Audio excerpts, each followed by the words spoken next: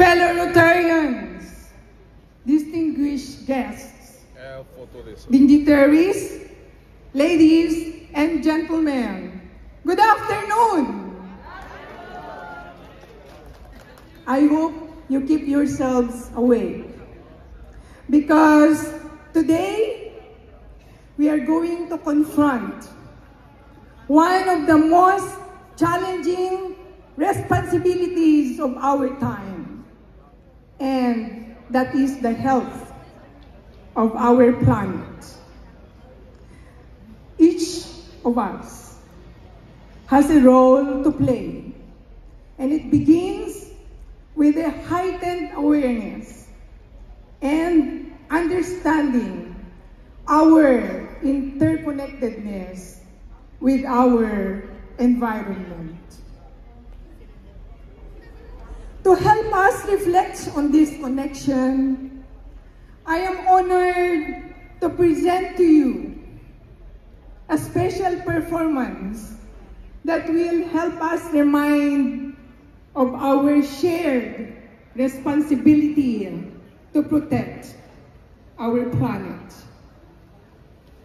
The performers you are about to see are members of my Rotary Club, the Rotary Club of Fort Bonifacio Global City, accompanied by the members of our satellite club, the Satellite Club of Bamboo Initiative Growth Philippines, who also represent the top officers of DDC Land Incorporated. With them are also some of my most passionate all-star team presidents. All of them will stand here, not only as performers, but as champions of our environment. They are going to perform a song which was first aired in 1978. A song that became the voice of environment. Ladies and gentlemen, please welcome our new champions of environment.